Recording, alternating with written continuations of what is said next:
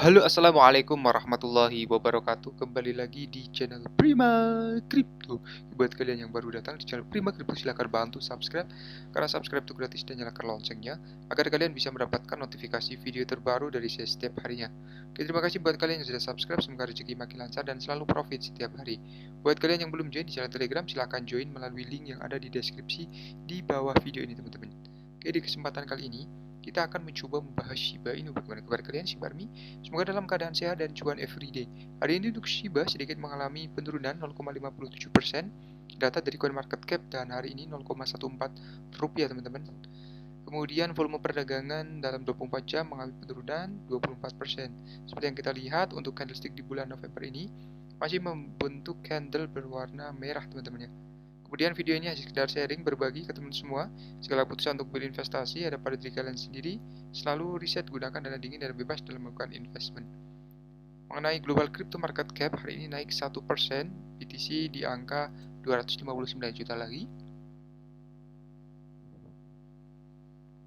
Untuk Ethereum 18,7 dan BNB 4,6 juta rupiah, teman-teman. Kita langsung masuk aja di berita yang pertama mengenai Shiba. Di sini Paus membeli 1,2 triliun Shiba senilai 11,7 juta dolar, teman-teman. Jadi popularitas Shiba Inu tampaknya tidak terpukul ya, bahkan token telah turun banyak persentase poin sepanjang tahun. Jumlah pemegang baru terus meningkat baru-baru ini. Proyek menambahkan 50.000 holder bahkan ketika pasar sedang sangat bearish.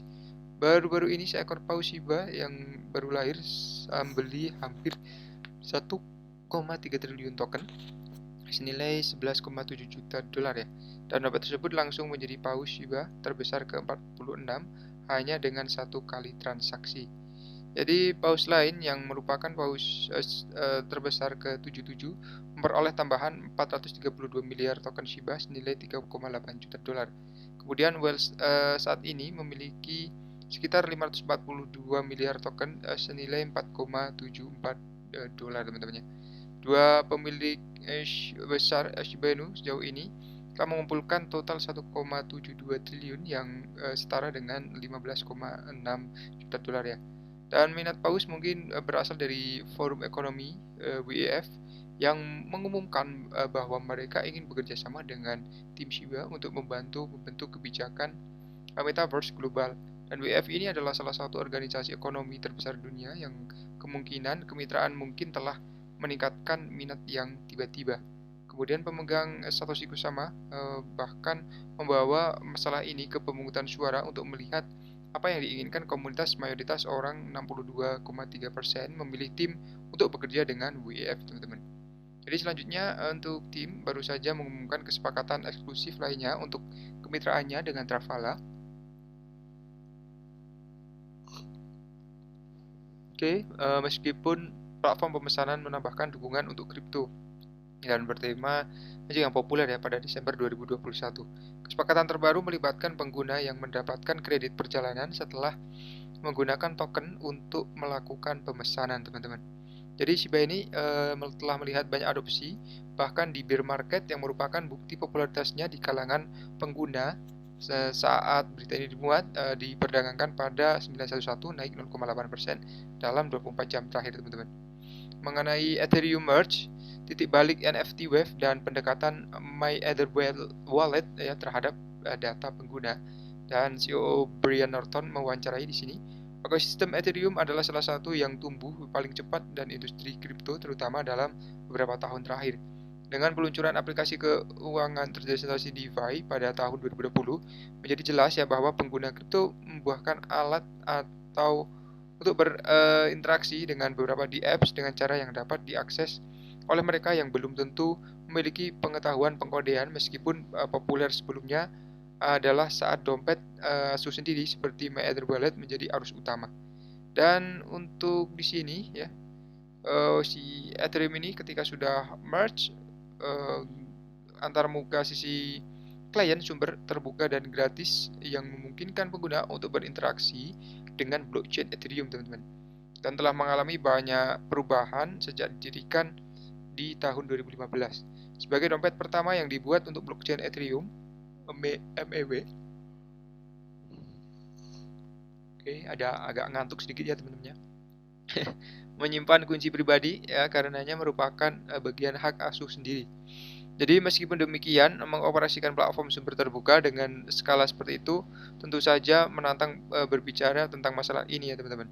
Jadi beberapa tantangan dalam mengoperasikan dompet adalah kita dengan cepat beralih ke dunia lintas rantai dan antarmuka dompet seluruh ekosistem sangat terisolasi oleh khusus untuk rantai seperti biasanya. Selain itu juga ia menambahkan bahwa beberapa dompet bahkan khusus untuk aplikasi ada proyek yang sangat keren yang telah diluncurkan pada rantai ya, yang tidak ada dukungan dompet yang kuat dan mereka baru saja membangun sendiri. Kemudian MEW ini tidak melacak data pengguna apapun teman-teman dan keamanan tidak diragukan lagi merupakan titik fokus dalam industri dan banyaknya protokol yang menghadapi tantangan ini. Bagian depan ya, COO mengatakan bahwa mereka mengambil pendekatan yang sangat penting mengutamakan privasi dengan menekankan pada sisi klien. Dan kita akan melihat NFT Wave 2.0. Pada tahun 2021, kuartal pertama tahun 2022, token yang tidak dapat dipertukarkan NFT menggemparkan pasar dan koleksi seperti Bored Ape Yacht dan CryptoPunk menjadi pusat penelitian ya, mendorong gelombang proyek yang membanjiri pasar yang melampaui pengukur volume.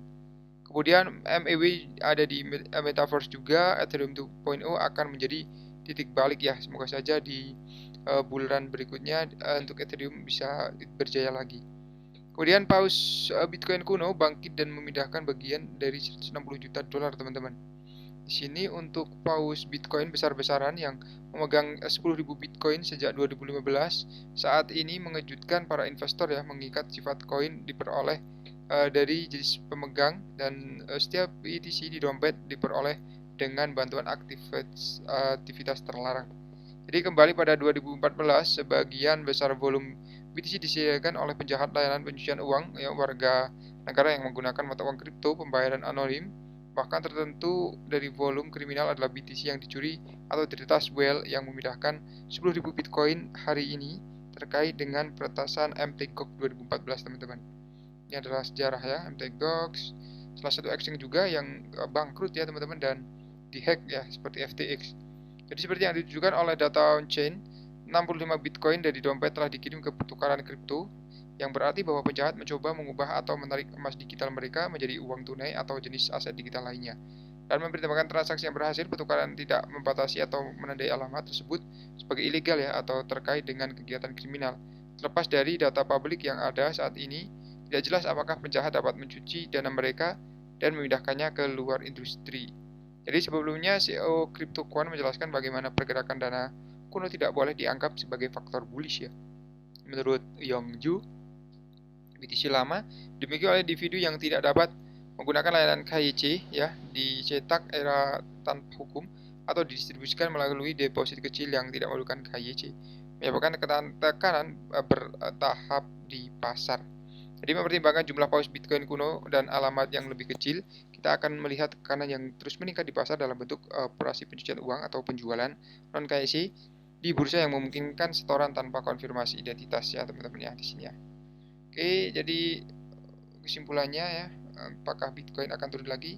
Semoga saja tidak turun terlalu dalam ya teman-teman karena pasti banyak yang sangkut ya. Tapi buat yang ingin share ya selalu gunakan dana dingin dan wait and see terlebih dahulu.